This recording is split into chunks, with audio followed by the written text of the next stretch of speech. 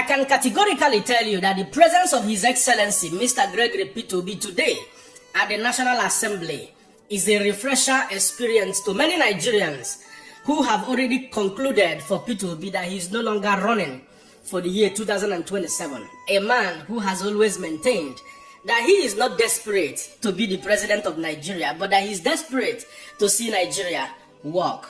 His presence today at the National Assembly is not for any other reason, but a show of solidarity with thousands of other Nigerians who understood in clarity that this nation is tearing apart, that institutions of governance in this country is collapsing under the APC-led administration, and principally for the failure, inefficiencies, and deficiencies of the 10th National Assembly to make laws to the best interest of Nigeria and Nigerians. Hence, the reason why you're seeing thousands of Nigerians in their number, demonstrating on a platform of Occupy National Assembly that they may do what is expected or what is the right thing to do. Many of you can still recall that at the last sitting of the 10th Assembly, they rejected the real-time transmission of election results as we journey together down to the 2027 general and presidential election. Thereafter, concerned Nigerians started reacting from the east, west, north, and south that we would never allow this to happen. That if this is allowed to happen, simply the confusion of 2023 presidential election will be brought forward down to 2023. If you watch my last video, you will understand that in clarity. And today, P2B has joined his voice to the voices of many other Nigerians to say no, real-time transmission of election result is the way to go. Make una listen to P2B. Simple transmission. It's not a difficult thing. Allow the elections to go through the normal process. Whoever wins will accept. So why are you bringing us of confusion? I want to ask you a question. Last week, they protested. And last night, the Senate issued a statement saying that they are going to have an emergency plenary sitting tomorrow. Doesn't that make a difference? That's what we are trying to make sure they make that difference. So are you coming here tomorrow to protest? No. When they sit tomorrow, after they are sitting tomorrow. But the political parties are lagging behind. It's as if it's the Nigerian situation that is working. Like they are working towards this action. We are working. We are doing that. That's what it's good you have seen me today. Well, it's the first time for everything. Let us get on that one with people. Amazing. Yeah, we'll stay with you. Let's continue to have a sight and sound of the protest at the...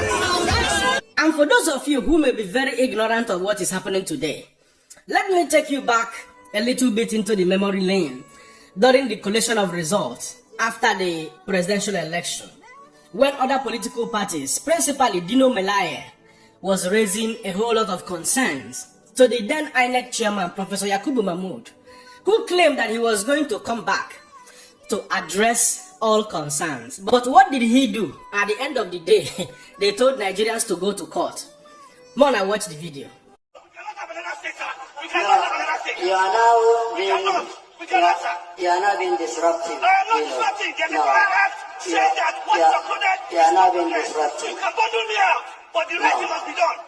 I'm a party agent. You are now being disruptive of the process. I am not being disruptive. I'm asking Okay. uploaded. Next scope, please. After the presentation, then we'll come back to the issues you've raised. Let's take the next step. We are saying that let him declare that what is uploaded is what he's going to present. At least let him make that statement. Okay. Scope, sorry, Oshun and the right. Please make your presentation. Thank you. Sorry, Kwara has done his own. Oshun said? Yes, sir. Yeah, please go ahead, Oshun. Thank you. Mr. Chairman, My name is Dr. Mutiu Olaleke Agoke. I am the resident electoral commissioner, INEC, Osun State. My scope is here. My name is Professor Fola Ogushola, the Vice Chancellor Agents of the University of please resume your seat. You are now deliberately disrupting. I'm defending my votes. Okay. And I'm allowed by law to do that. Red Kwara, please make your prayer. Sorry, Oshun, introduce yourself and let the scope for Oshun make her presentation. So, as you can see, these are the confusions they want to bring back. They want to bring it forward to 2027. We have seen the strategies and the strategies of the master strategists, the ruling party. They operate by, system capture, institution capture. That is why today, National Assembly, 10th Senate, under the leadership of Senator Goswell Agbabio, can come out to say anything, and nobody will hold them accountable. If not for the privilege of many Nigerians who are still enlightened, who are still interested in making this country work, and for somebody like P2B who has constantly stand, so strong in constructive criticism of this very government, this government of Alhaji Bola Ahmed Tinubu, a lot would have happened. So they operate by capturing the entire institutions, and at the end of the day, the odds will be in their favor. On a platform of free, fair, and credible election in Nigeria, everybody understands that Alhaji Bola Ahmed Tinubu will never smell that very seat. We saw it played out in 2023. Hence, the reason why they are making all this, useless efforts, so to say, to frustrate the expectations of Nigerians. If you haven't watched my last video, go back and watch that very video. I detailed, the analysis to be very clear to, everybody in this nation. There is nothing wrong. Real-time transmission of election results is not a rocket science.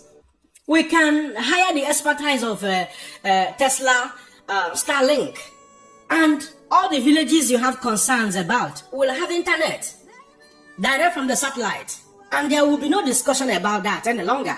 So what will it take the federal government of Nigeria to implement that? It takes them nothing. In 2023, a whooping sum of 313 billion naira was given to INEC chairman Professor Yakubu Mahmood, and yet he gave Nigeria a disaster of election. So we have the money, we have the capacity. The problem is criminality. The problem is mismanagement of public fund. There are other few things Nigerians are also clamoring for in that Electoral Act of 2022. And Senate must also uphold in that Electoral Act that there will be a 10-year ban for voter buying. And also a 5 million naira fine, or you'll serve 2 years jail term for vote buying. So all of these things has to be, I don't know why it is hard for our legislators to make laws, harsh laws, in places that is very, very vital. We have seen what vote buying is doing in Nigeria. We have seen how rascality has characterized the Nigerian general and presidential election. So why not make a stringent laws that will put everybody on its feet? The singular reasons why they don't want to do that is because of rascality. Yes, that is part of the, underground plans of the ruling party to carry us over to 2027 with the confusion of 2023. And at the end of the day, they will tell you to go to court. It is only in Nigeria that somebody will commit crime, do evil, and then be telling it to your face, you should go to court. It is terrible. We commend His Excellency, Mr. Gregory P2B. We commend people like Mr. Peter and many other Nigerians, Aisha Yesufu, and a very big credit to all Nigerians of goodwill, lovers of democracy. Democracy is collapsing in Nigeria. May God bless all of you that came out in your numbers to make your voices heard. I sincerely hope that Senate will have to reconsider their position and do the right thing.